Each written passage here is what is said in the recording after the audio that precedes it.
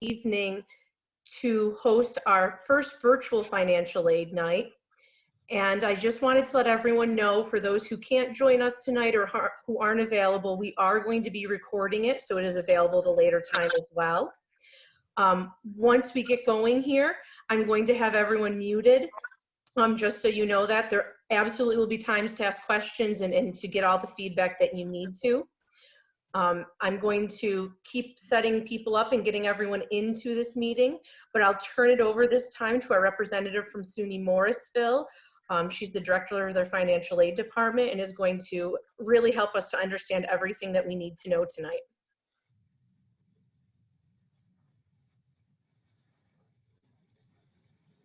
There we go. Thank you.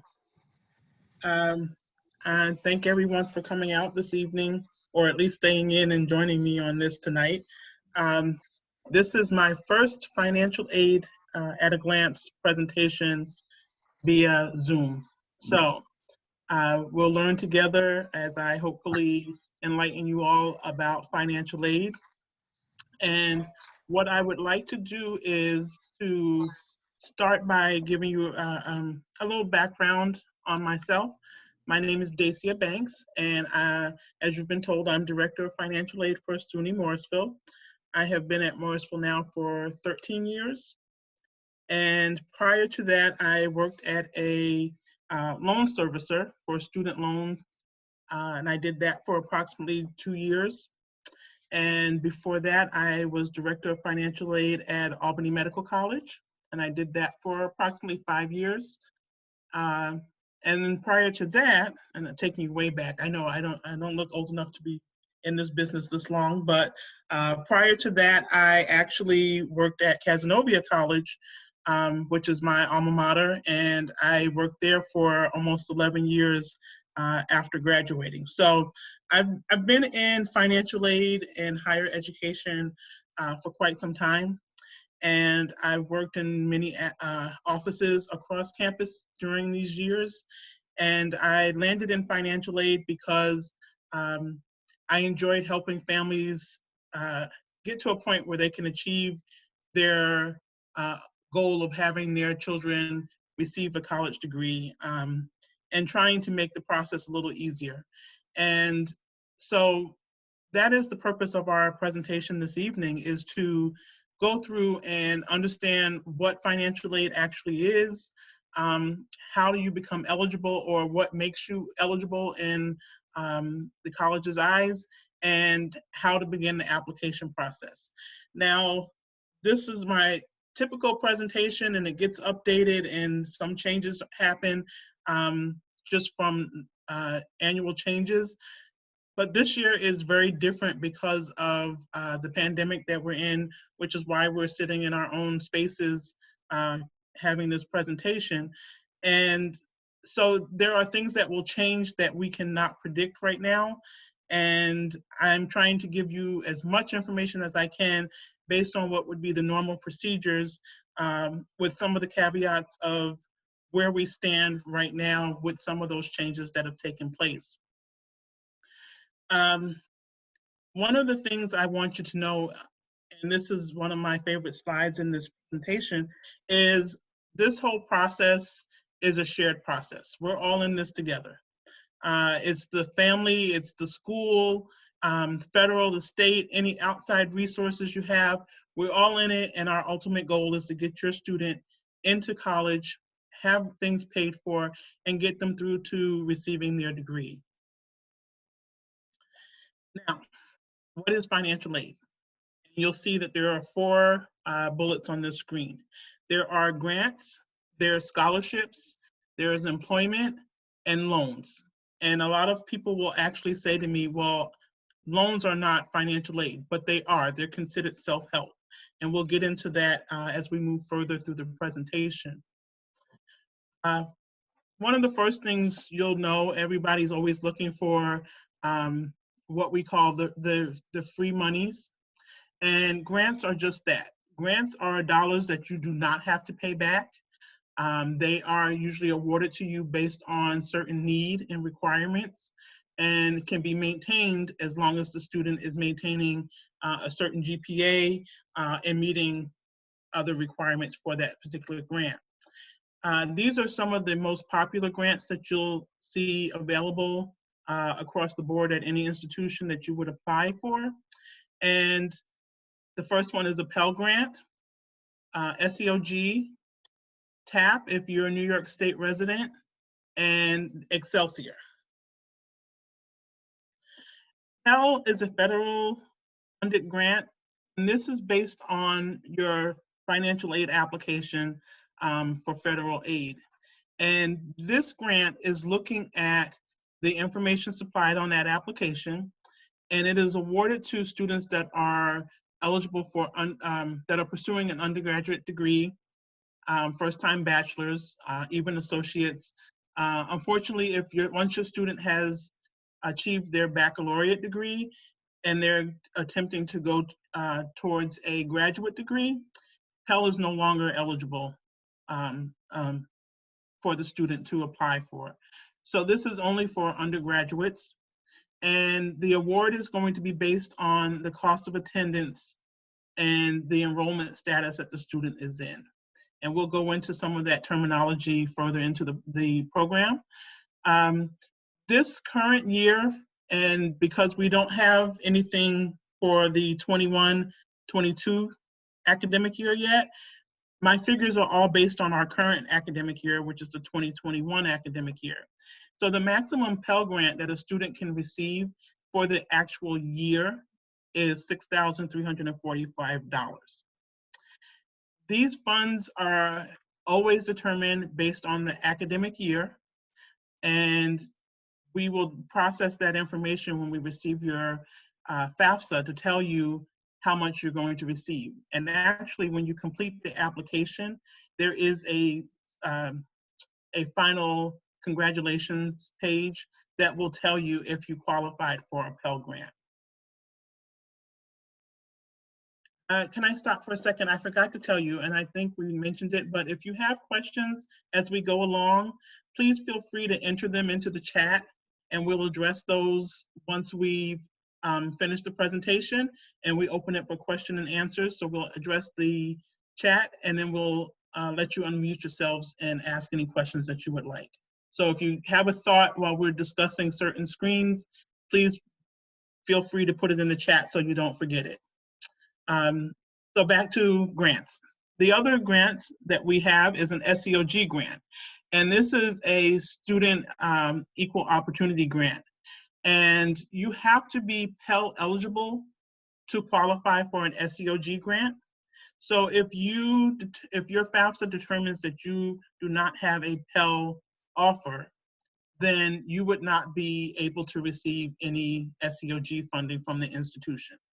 Now, each college has an allotment that is awarded to them from the federal government of SEOG funds, and each school has a different level of awarding. So not everyone has the same amount of funding to offer to students. So you may find that one institution will offer you an SEOG grant right up front, tell you you're qualified for this amount of money, whereas a school such as Morrisville, these funds, because we have a limited amount that we receive, I hold these funds for a kind of a second round. So when we run into issues where students aren't finding enough funding to assist them to cover their costs, we do have these funds to fall back on. As you'll see, the second bullet point here, the maximum that a student could receive in an SEOG grant for a year is $4,000. Very seldom do you see a student that receives that maximum amount because, again, the funding is so limited to what we can actually touch with each student. So we try to spread it out as much as possible. So you will very seldom see a maximum award. Typically, an average award is about $2,000, and that's for the year. The key thing with this is that you have to be pursuing a bachelor's degree or an undergraduate degree, so that includes an associate's degree, and you have to show financial need and be recipients of a Pell Grant.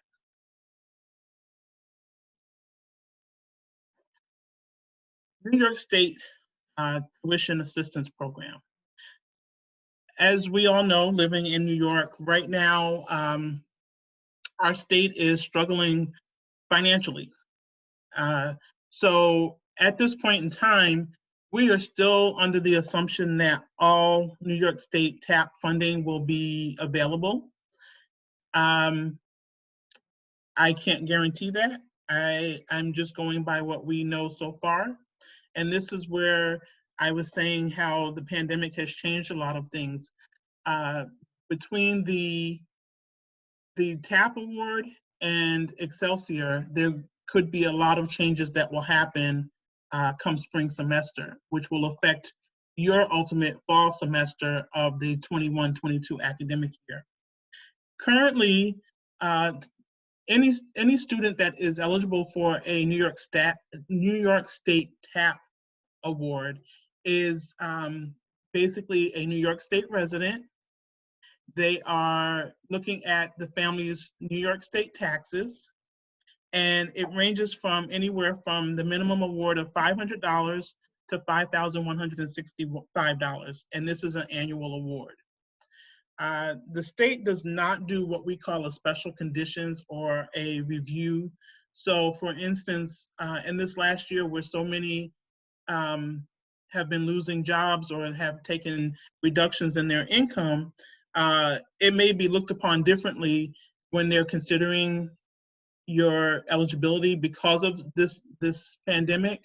But typically, that would not be something that they always take into consideration depending on the level of disruption that you may have had. So keep that in mind. This is an application that is separate from your FAFSA, and it is only to be used, the funds are only to be used in New York State. Our TAP program does not cross state lines at this time. So your student would have to be attending a school in New York State, and they would then be considered for the TAP funding if you have completed their application. Excelsior. Excelsior initially came out in the fall of 2017, and they were telling everyone you can go to school for free. And I hate to be the bearer of bad tidings, but you cannot go to school for free with Excelsior only.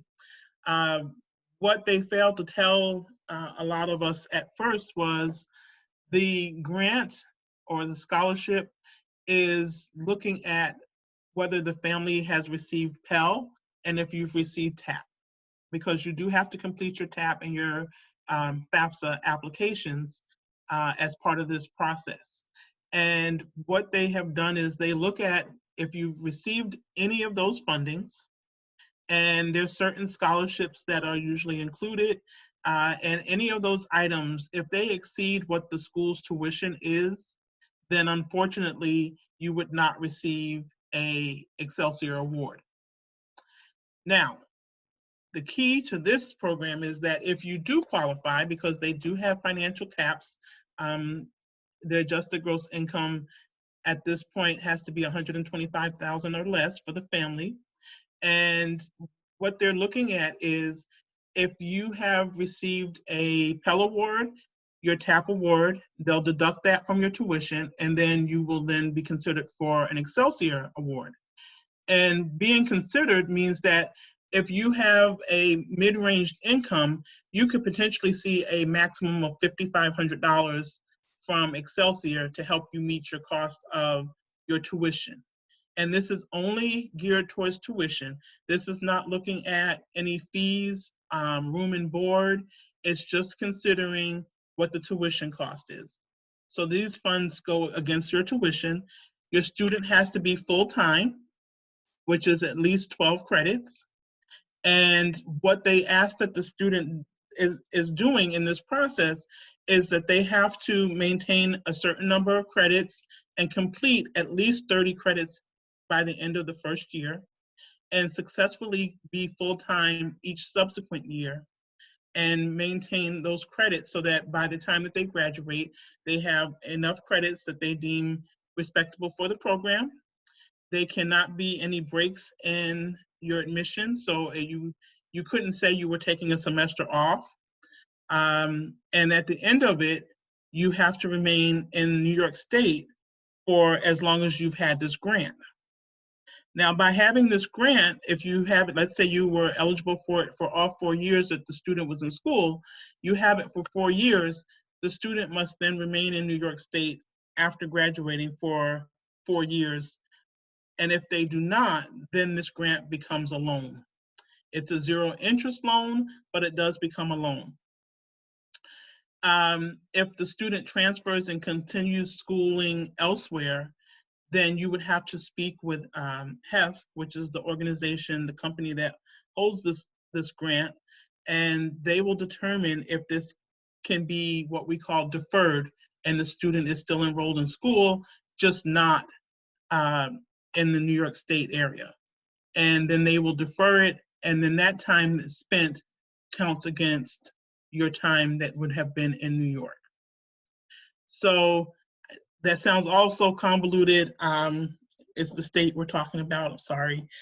So they have these rules and they set these parameters, and it makes it kind of difficult, but ultimately, if the student stays in New York State, does their time with their schooling, completes it, stays on track to complete on time, then they are recipients of this grant. Now, I say all of that because that would be my usual spiel on the Excelsior scholarship. But as I stated when we discussed the TAP grant just previous to this, New York State is financially struggling right now.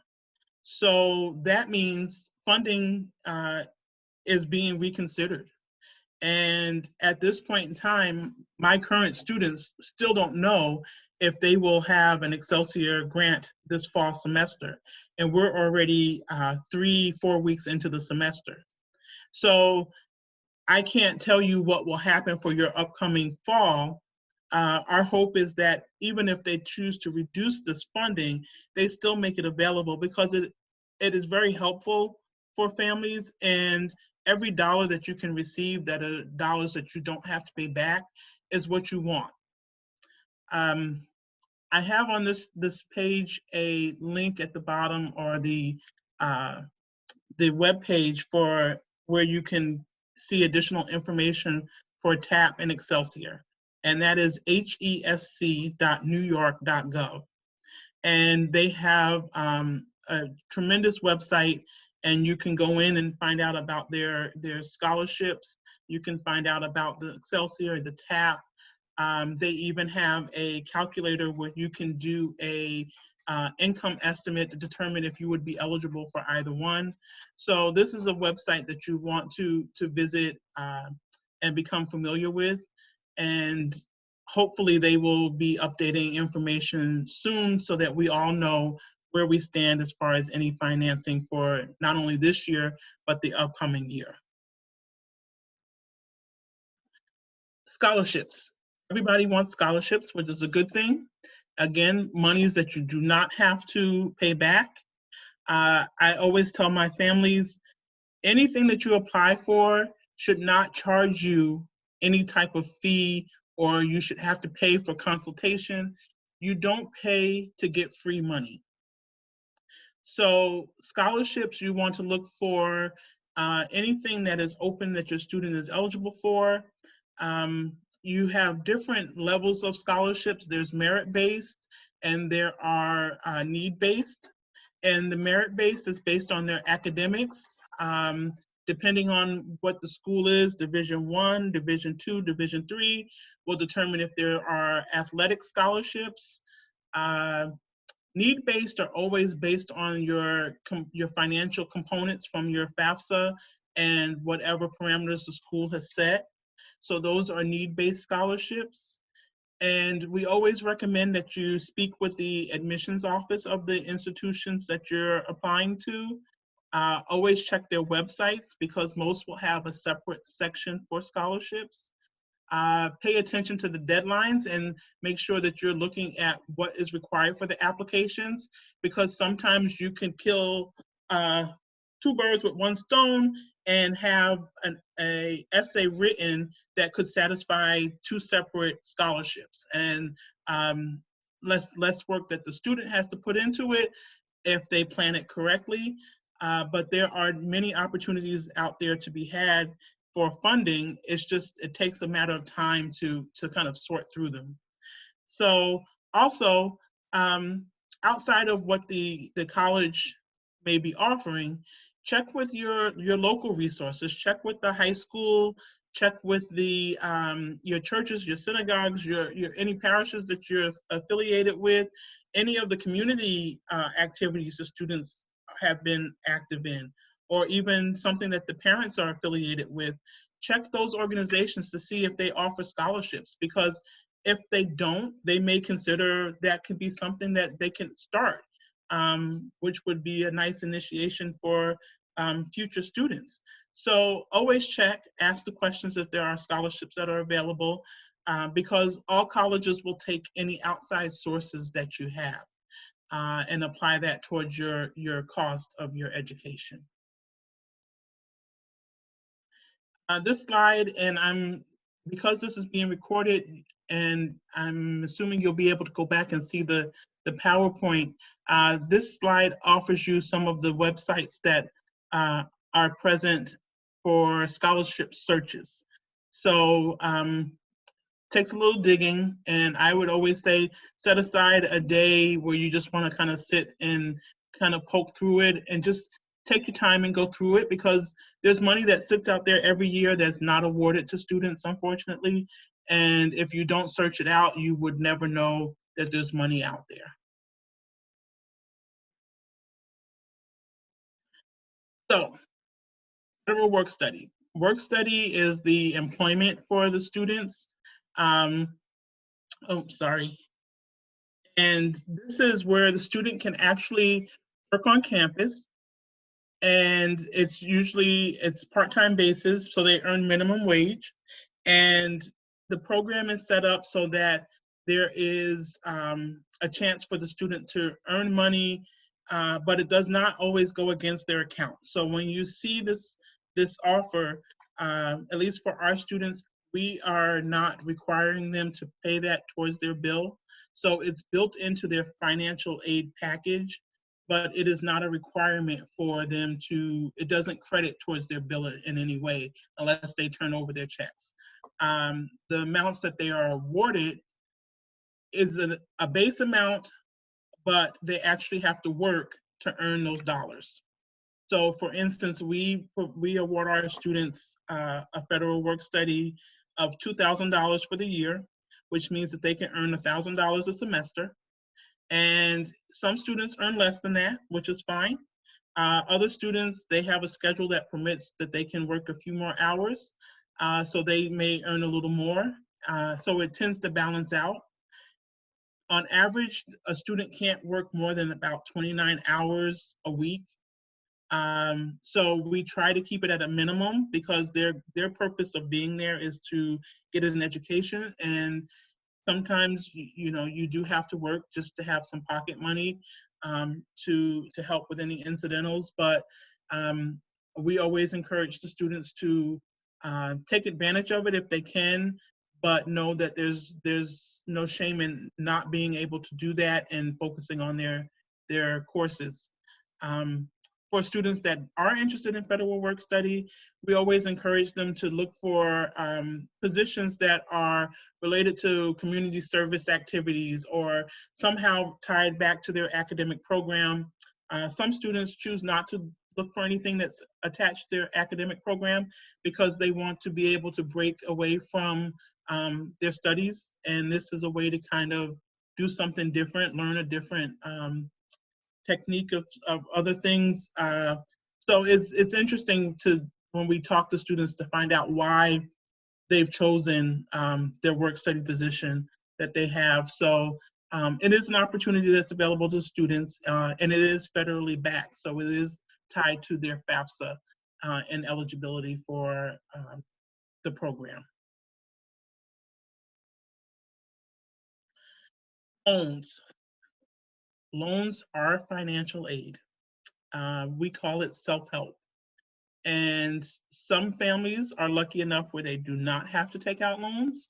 Other families are not as lucky and do require some help from loans, but it is a way to help cover the cost of your student's education.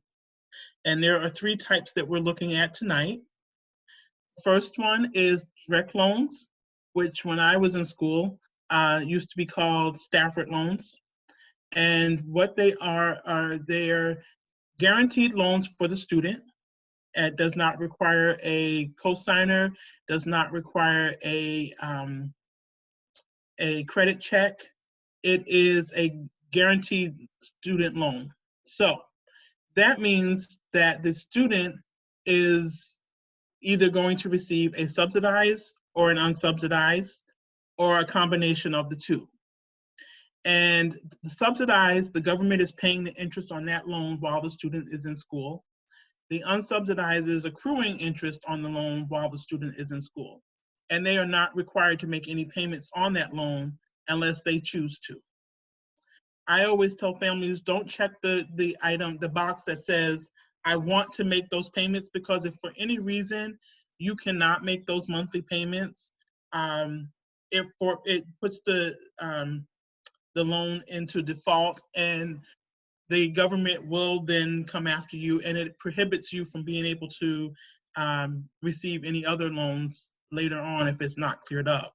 So if you choose to make voluntary payments, that's fine. There's no penalties, but don't check that box that says that you want to unless you know for sure you can do that. The base loan amounts, as the student, the first year is going to be offered $3,500, and that's typically the subsidized portion. And then there's a $2,000 unsubsidized portion. Now, I said that it could be a combination of the two.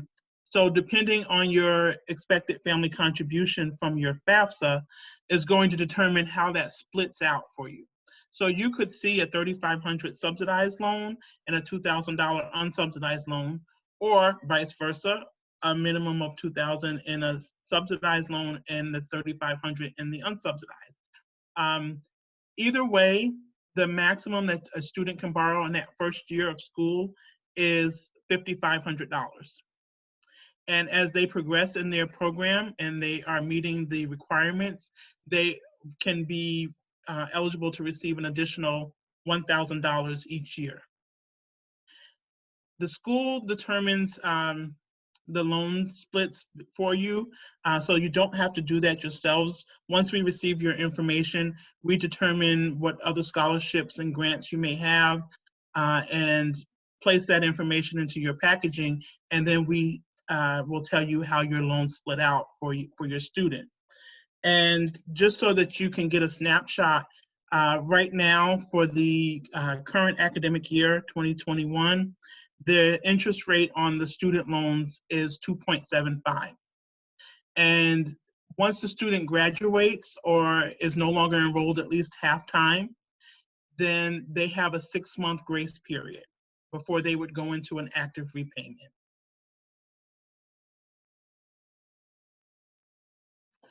Next loan that is available to families is a Direct Plus loan. And this is a parent loan for undergraduate students. And this loan is just that. It's for the parent. It's in the parent's name. And it can only be a birth parent or an adoptive parent that can apply. And it is to help offset what we call the gap for the student. So after they've had their student loans, any scholarships, grants, work study, PELL, TAP, once all those items are all applied to a student's account, if there's still a gap to meet their cost, then we usually offer that up front as a parent loan. Some institutions will hold back and have the family ask for a parent loan, or at least how to apply for a parent loan. And this can be the cost of attendance minus any other aid. So if you chose that your student wouldn't take out a loan, you could borrow up to the cost of attendance to cover the full amount for your student. Normally, you would go into a repayment 60 days after the second disbursement. So you'd have a disbursement in the fall, you'd have a disbursement in the spring, and 60 days after that spring disbursement, you would go into a repayment. they have changed it so that you can choose that option if you'd like, or you can defer your payments while your student is in school. So the same way your student is not required to make a payment on their loans, you would check that you want to defer your loans, and just like their unsubsidized loan, it still accrues interest, but you are not required to make any payments during that time. So that's something to keep in mind if that is an option that you'd like to pursue. This current year's interest rate for the parent loan is 5.30%. Then there's the alternative loan. Alternative loan is a private loan in the student's name, but it does require a cosigner. Obviously, our students at this age don't have their own credit history, so that's why it requires a credit-worthy cosigner. And these loans are through actual banks. They're educational loans, so they're different from just going in and applying for a personal loan. They are different because they will allow the student to not be required to make payments while they're in school, similar to the unsubsidized and the subsidized loans. The only difference with this is, depending on the bank that you choose, they may ask for interest payments from the student. So they do require some payments. Certain lenders will ask for certain payments. Others will not require any payment be made. Also, depending on the lender, they have a release clause for the cosigner. So after so many on-time payments, when the student goes into repayment, after so many on-time payments, they would have the option to release their cosigner. So the cosigner is no longer affiliated with that loan. Again, that all is dependent on the lender that you may choose. There are not as many lenders out there for alternative loans as they used to be, but there are still quite a few available. The difference between this private loan where you can choose your lender and the Stafford loans or the plus loans, the direct loans or the plus loans, is that the direct and plus loans are all government backed. Those are all federal loans. So they're coming directly from the government. So you don't have to go out and seek a lender for those loans anymore. We set that up for you when you say that you are interested and you want to pursue those loans. We set that process up for you as the institution. The alternative loans don't have set interest rates like the parent loan or the direct loans. They are a variable interest rate, and most of them usually change quarterly. And they are slightly higher than what you would see for the parent loan and the student loan. So these next two slides talk about some of the criteria for eligibility. And the top few on this page here is that the student must have a valid Social Security number. They must be a US citizen or eligible non-citizen.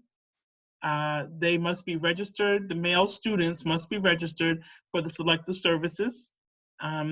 And unfortunately, that has not changed in years. And so if a male student does not register and they are of the age of 18 and they have not registered by the time that they've turned 18, and if we have already begun to fund them at the college and that registration does not take place, we are authorized to pull that funding. They will not allow us to leave that funding on there.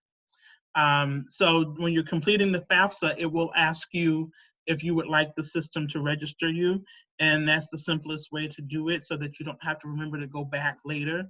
And then once we see that, the school will also hold a registration to make sure that it gets registered in a timely manner for you, and make sure that you're notified of that. This was a new one. I would say about maybe three or 4 years now, that you may not be eligible for, or eligibility could be suspended or terminated due to drug-related convictions. So if a student runs into any issues, this could become a problem for them. Hopefully, that is nothing that we would have to be concerned about. But at some point, it was raised and it made it to our criteria of eligibility because we ran into an issue where we were finding students were getting into trouble, and this was a reason. So they've asked, they included this as part of our eligibility, and there is a process depending on what the conviction is. There's a process for the student to go through with the federal government to determine how severe it is or was, and then they will determine if it needs to be suspended or terminated. The student must have graduated from high school, and that's either by having a GED or actual graduation. So you have to show proof of graduation. And you should be enrolled in a eligible program, which means that you have chosen a program of study. And obviously, I shouldn't say obviously, but I never understood why they would ask you that if you had not chosen a program of study and you were still undeclared, you have a year to declare a major. So ultimately, they give you a window of time, but you have to be enrolled in an eligible program of study. And so if you're enrolled in the school, you're typically enrolled in a program of study that is eligible for aid, and we will then arrange for that aid to be provided to you. Let's see. Oh, you cannot be in default on federal student loans, and that's more so for the parents. So if you're looking to take out a parent loan, if you are in default on your student loans, they will not allow you to take out parent loans. So you want to make sure any of that is cleared up. If you've had any delinquency with your student loans, that's something to be mindful of. And you must be making satisfactory academic progress, and that is for the student. So in order to maintain your eligibility, you have to be making satisfactory progress towards your degree, which means meeting a certain GPA, having enough credits each semester, being enrolled in credits that are required for your course, and not just saying, I'm going to take this semester and do basket weaving 101 and swimming and karate and not be actually pursuing your degree. Those things are fine to take, but always make sure you're full-time in your course, your program, and then anything above that is icing on the cake for you. But you have to be actually making the progress in your degree in order to maintain your aid, your financial aid. Because if you're not, we do have standards that we would have to review. And for us, we have state standard and we have a federal standard. And if you are not meeting either one, then there is a procedure to remove your financial aid. So you want to maintain that. And if you have questions, always talk to the financial aid office to find out if there's anything that you should be doing or could have done, so that you can stay on track. Working with your advisors are always a good thing to make sure that you're on track with your courses. This slide is what makes a student independent, because I always run into this question. Students are independent when they are 24 years of age or older. Yes, 24 years of age. If they are married as of the date of their FAFSA being completed, if they have legal dependents of their own, so if they have children that they're caring for, they're providing more than half of their support. If both parents are deceased or they're a ward of the court and they are under the age of 18, or when they were under the age of 18. And the last one is if they are a veteran of the U.S. Armed Forces. So those are the 5 components that typically make your student independent. Now, there are some circumstances that do come up that we have to review outside of these 5, but the standard is to meet. If you don't meet if you can't say yes to one of those 5, then you are not independent. So we're going to start talking about the application process. So I've mentioned FAFSA a few times. FAFSA is the free application for federal student aid, and this is your key to financial aid. If you don't have a FAFSA completed, then there's nothing that we can tell you about financial aid eligibility in a snapshot. So you want to make sure that your FAFSA is completed. Know that some of the aid that the school may offer is first come, first serve. So you want to have your information completed as early as possible so that you are on the front lines to receive any additional aid that may be available, or apply for different scholarships for the school. Make sure that you're paying attention to deadlines. So if the school is asking for additional information to be sent in, make sure you're getting that to them in a timely manner, checking with them to make sure that they have what they need. But pay attention to any deadlines that they put forth so that you are not missing out on any of the available funding that they can offer you. When you're completing these forms, I think it's easy. I don't know if it's because I've been doing it for so long, but the program is very intuitive. It tells you what it wants. It tells you where to find the information. So it doesn't just ask you for something and not tell you where to go about finding it. So I think it's a very user-friendly application once you get into it. But when you're doing it, the people that need to be doing it are the parent and the student. And I usually recommend that you do it together, because then the student gets an idea of what is being asked, and the parent is making sure that the information that the student is entering is correct also. So if both parents are in the household and you only need one parent to be the signing parent, if the parents are divorced or separated, then the custodial parent should be completing the form, and you would indicate that you are divorced or separated and ask the question.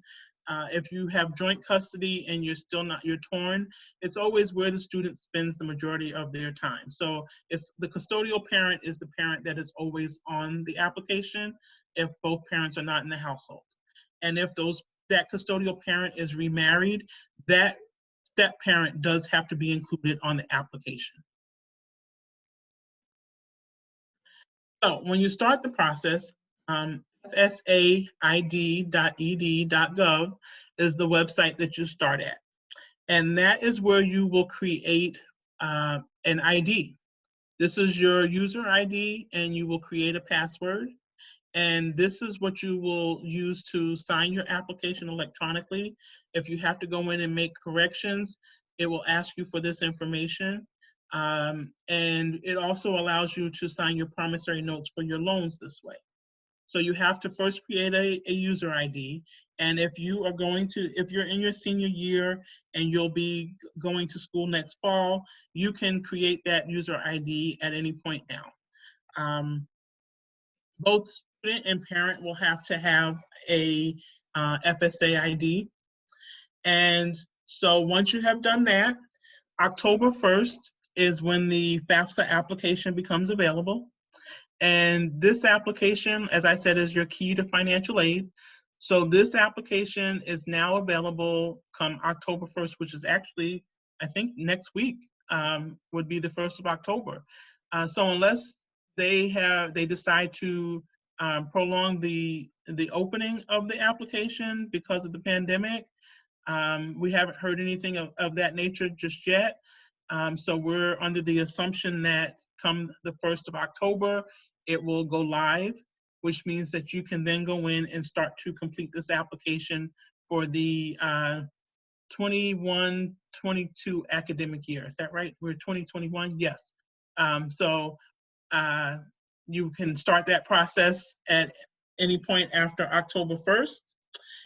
The thing that you want to know is when you do this application, you will be using prior year information, which means for the fall 21 academic year, you will be using 2019 tax information. So that is not a typo. It is 2019 taxes that you will be using to do your FAFSA starting October 1st. And what you will need is your 2019 federal tax returns, any untaxed income records, your current bank statements, and your 2019 W-2s. If the student worked, and they file taxes, you'll need all of their 2019 information. And if they did not file taxes, but they worked, you'll still need their W-2s. And this will be information that you will include on your application. And if you are looking at it, the application will allow you, I believe it is 10 schools that you can send your information to. So you want to go on into that application. And if your student's not sure where they want to go just yet, that's fine. But you would have up to 10 choices that you can add. And then if we're one of the schools, we would then eventually get your student's FAFSA and be ready for packaging when it's time. So the FAFSA is going to take your personal information, your financial information, and it calculates what we call a EFC, expected family contribution. And that number is what determines your PELL eligibility. It will ultimately be something that the school uses potentially to determine any additional awards that you may be eligible for outside of scholarships. Sometimes the school looks at what your EFC is as part of their scholarship calculations if it's looking at need-based scholarships. There are two ways that you can file your FAFSA, and it's very seldom can you find a paper one anymore, but they do still do a paper application, but they do prefer electronic because it is a lot cleaner, it gets moved around a lot faster, and you have it saved and stored so you can always have access to it. And you complete the FAFSA at studentaid, studentaid.gov.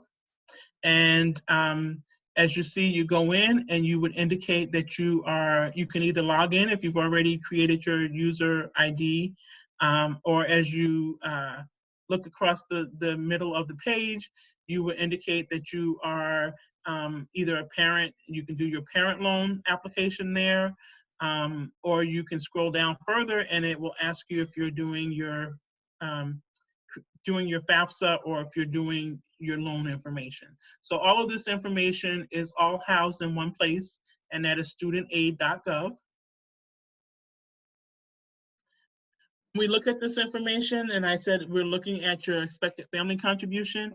Now, if you have a number higher than 0, I've had families say, well, it told me my EFC was $500 and some dollars, or it told me it was only $6,000. That's what I'm expected to pay. No, this number is based on the formula they use to extracting your information, and they determine at that point what your EFC is. And like I said, that EFC is used to gauge eligibility for other items. It's not exactly what it used to be as an expected family contribution. But with that information that you supply, it does show that you may have resources, so your EFC may be a little higher than some others, depending on your family size and the income. And some, if you have a 0, that means that you're usually receiving the maximum in the grants that are being offered to you. In your FAFSA application, there is this handy tool that is a IRS Data Retrieval. And what that does is, as I was telling you, you want to have your 2019 taxes available. If you use the IRS Data Retrieval, it will actually take you out to the IRS website, and you want to make sure that your information is correct on the screen. As long as your information is right and it gives you that access, you can actually transmit your tax information from the IRS directly into your FAFSA. And this it's improved over the last few years. It works great when it's working, but it is a great tool because it saves you time with going through some of the your tax information, trying to find the lines that you want. As I said, the application will tell you where to find it, but if you can import that data and you submit it, that's one less thing that you have to worry about. And you will have the proper information in the proper places from that transmittal. Now, there are some reasons that you may not be able to do it. It does have a filtering logic, and we've listed those things here. Unfortunately, the system is smart, but it's not smart enough to when you tell it that you are divorced or separated and you had to still file a joint tax return. So it can't decipher that you may be parent one and we need to exclude parent two. Or if you are married and you filed separately, it doesn't know, it can't pull two people at the same time to put into the application. So it does have some hiccups in there that would be nice if we could get those improved. But ultimately, the tool itself, it works and it helps when you want to transmit the information.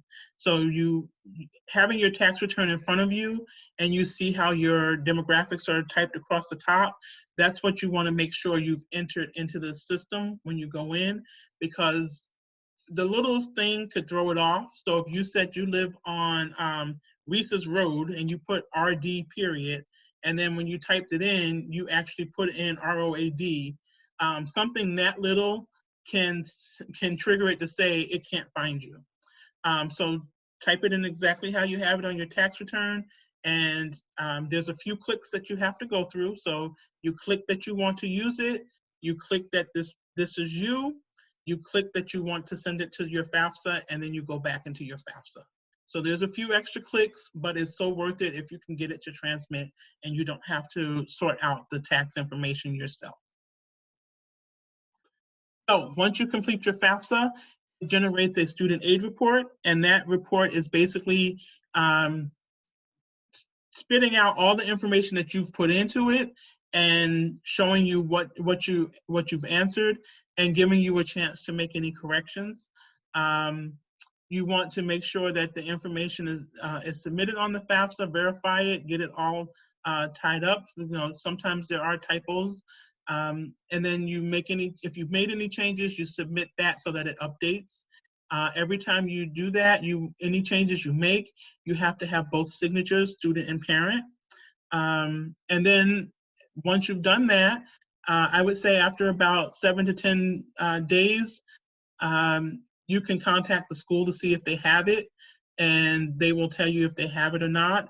There's sometimes a window of time, depending on when you've done it, before we are ready to what we call download FAFSAs. So they kind of sit out in this holding pattern until our systems are all ready and can communicate with the feds so that we can download and show them what we're prepared to do for the family. So this is when the awarding process begins. So we then have your FAFSA. When it's time, we get your FAFSAs drawn into our systems, and as long as we have access to them, we then go through the process of creating financial aid awards and building your packages. There is a process that's called verification, federal verification. And what that is the government selects about 30% of our incoming applications. So 30% of our incoming FAFSAs are selected. And what we have to do is then go back and redo your FAFSA for you. And we will then ask you for your federal taxes, sometimes the tax transcript, which you would get from the IRS, your W-2s, and any of the additional schedules that you completed. And we would then take that information and start to verify that you have submitted the correct information on your FAFSA. Now, if you've used that data retrieval tool that I mentioned previously, you would not have to supply your tax returns or your tax transcript, because we would have that directly from the IRS. The only thing that you would have to do is any form that the school has, your W-2s, and any additional schedules. And then we start your packaging. And we look at your cost of attendance. And the cost of attendance can range from a variable of things. The standard is usually tuition and fees, room and board. Most schools will add books and supplies. Then it's at the school's discretion, but we can add transportation, personal expenses, miscellaneous fees, loan fees if you ask to have those added into your cost of attendance. Most schools will, I shouldn't say most, some schools will add the loan fees in because there are origination fees that come off the top of your loans.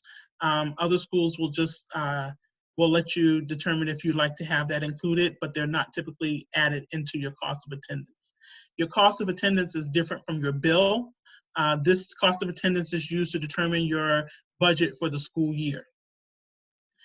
Now, we take this cost of attendance, and we mentioned earlier that there are some scholarships that are need-based. And when I say need-based, this is what we're looking at, because most families will say, well, we have a need. We already have a need. And what we do is, this is our official definition of need. So we take your cost of attendance, we subtract out your EFC, and that bottom number is your need. And that is what we're trying to determine your award. We're using to determine your award. We're using that number to create your packaging, to make sure you have everything that you need to meet your cost of attendance. Your EFC is going to be the same on your FAFSA, but your cost of attendance is going to vary from school to school. So for instance, there are SUNY schools, there are private schools, there's community colleges, and all three will have a different cost of attendance. Your EFC is the only thing that will be constant. So ultimately, your need at each school will be slightly different. So to call a SUNY school and to say, well, we got this much at such community college, is not comparing apples to apples. So you want to be mindful of what your cost of attendance consists of, and then start to have conversations about how you may adjust it, if there's any way to get additional aid if that's needed, and keep that in mind when you're looking at the schools, because as I said, they're going to vary in their cost of attendance. So not everyone is going to look like they're equal because of that. Now, I've spewed a lot of things at you. So where do you go from here? At this point, you want to begin searching out any scholarships. You want to view the websites, see if there's deadlines out there, be familiar with what applications you need to complete for the different institutions your students are interested in. We recommend, at least I do, that you start as early as your sophomore year to start to hone things down, so that by the time you get to your senior year, you have a clearer picture of where you may want to be headed. But even if you're just starting now, just make sure that you're doing your research and you're visiting these websites. And it's hard to say go visit the schools, because some schools are accepting visitors on limited basis. Some schools are saying that they're not taking visitors at all, but they're doing a lot of virtual open houses, and they're doing virtual visits, and you can go on and see do a campus tour digitally online. So there's things like that that you can be doing to become familiar with some of the schools you're interested in. But the biggest thing is to ask questions. If there's something that you don't see and you want to know about, call and ask questions. Like for instance, our office is working remotely and on campus, so we're alternating our days in and out to reduce density, but there's always someone that is in contact that you can make contact with. So there's always someone that you can reach by phone or by email, or book a virtual appointment with. So check the websites of your schools, make sure you're finding out how to contact those institutions, and ask your questions. You want to make sure that your questions are being answered. So I have, usually I'm standing in the auditorium and I'm just looking like there's like deers caught in the headlights, so I can't see everybody's faces.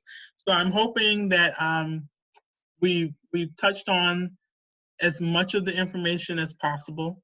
And I know that we have questions in the chat, so we're going to start there. Oh, what did I do? I clicked off of my presentation. Okay, so let's get into the chat and see what we have here. So I have one question that says, are grants specific to student or family? In other words, can more than one family member attend college at the same time and qualify for the same grants? And so the question is yes. Yes, they can apply, be multiple students in school and still be getting the same grants. So if you have multiple students, what you're looking at is each student has their own FAFSA. So if let's say you have two students that are in school at the same time and the parents are looking to complete that information, each student would have their own application, and you would only need one user ID for the parent, and they could sign both of those students' FAFSAs.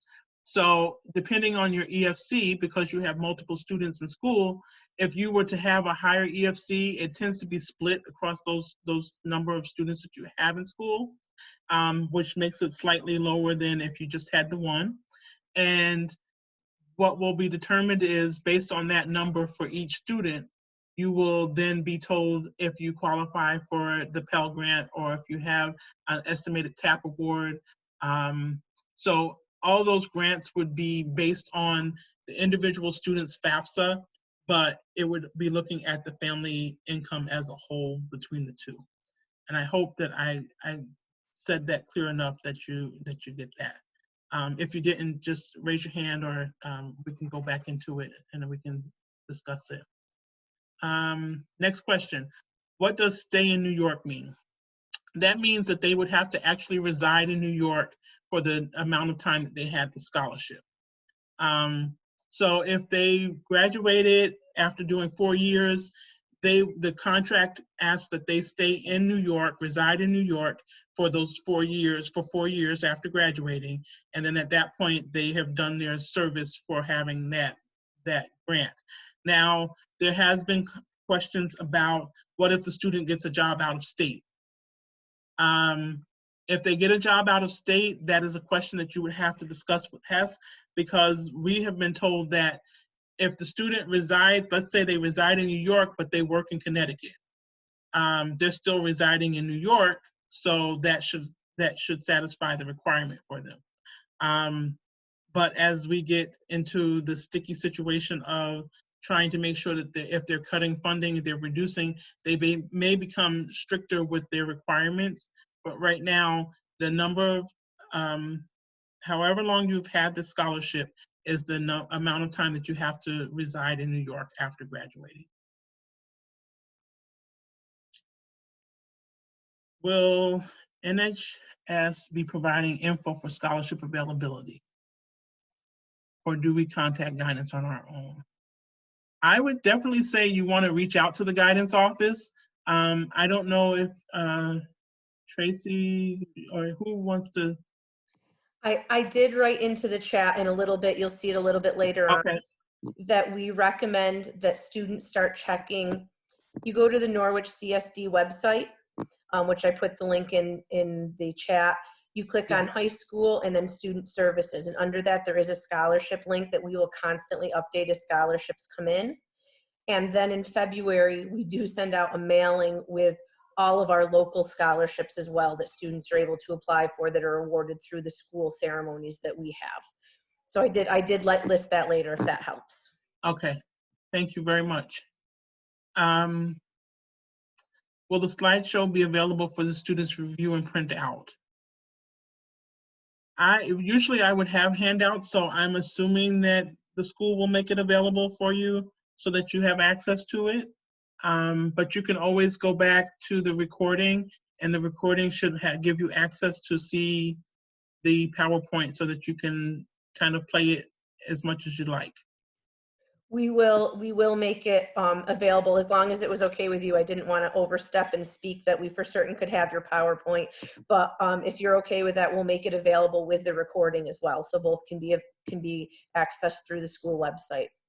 That's fine, because normally we would have handouts if we were together, so that I don't have a problem with that. Perfect. Just to clarify, do we use the tax return we filed in 2019 for 2018 income, or the return we filed in 2020 for the 2019 income? So you're using prior year, so you would be using whatever you filed in 2020 for the 2019 income. So it's 2019 information. So whatever's on that 2019 federal tax return, that is the tax return that you would be using.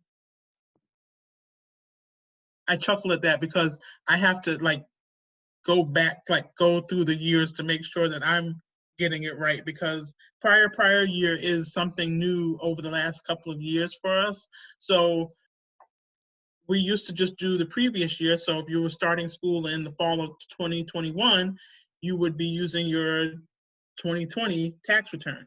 But so many families were in a position where they had not completed their tax return by that time that it was hard to get things completed properly. So what we have, well, I shouldn't say we, the government decided to do a prior year a few years ago. So now we have to just be mindful of it. So you're starting in the fall of 2021, so you would use 2019 tax information.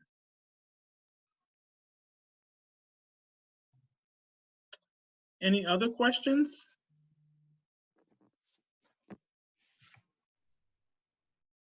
I have a question, sorry. Yes. Does the FAFSA hold your credentials for a certain amount of time? So for example, if you filled out a FAFSA form 4 years ago, would you still need those same credentials, or could you begin with new credentials, like your ID and your password? Do you have any idea? I'm not sure how long it stays active. I know when we switched over to using this new system of your username and password, it used to be that you had a PIN number. And same PIN number I had when I was a student, I went in, that's how I accessed certain information. So when they changed it over, even though I was a professional going in, it used my PIN to let me pull up my information to create my account to get the proper username and ID created. So it may still have some of your information, and you could say that you want to create it and it'll pull that information for you. I just can't guarantee you how long that may be with this new changeover. Okay, thank you. You're welcome.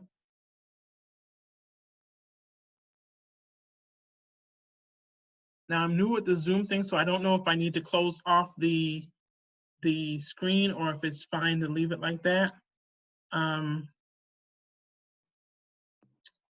We got to thank you. You're very welcome. It's my pleasure.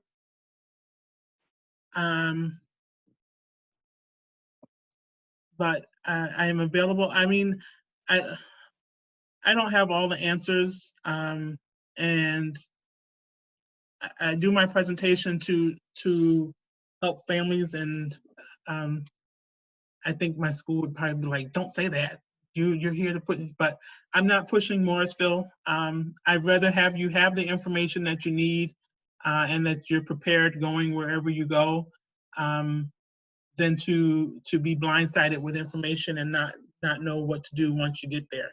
So, of course, we would love to have you all be at Morrisville. But by all means, if you have questions about other institutions, if I can help, I'm willing to do that. This actually is my business card, so you do have my contact information there. Guidance office has that. Unfortunately, I can't put faces to names from this, but if you do call and you have questions, just let me know where we have met, and we can answer any questions that you may have. But I'm open to questions. I mean, this is your time. I'm glad that you've taken your evening to spend with me. So if you have more questions, please ask them.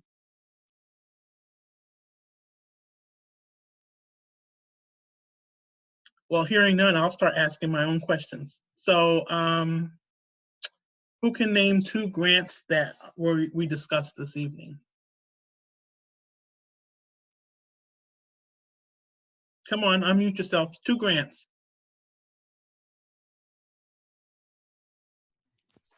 PELL and TAP. Very good. Now see, if we were in person, I'd toss you a piece of candy. So I can't toss you a piece of candy, but you can go into the kitchen and get a snack. How's that?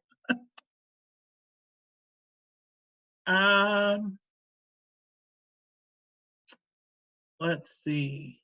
Oh, who remembers the interest rate for the student loan?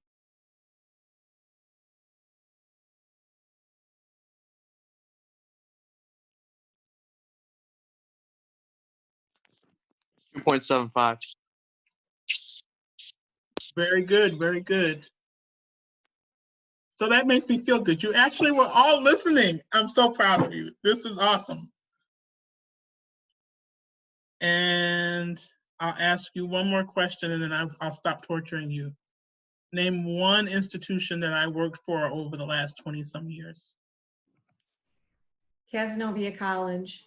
Very good. Thank you very much.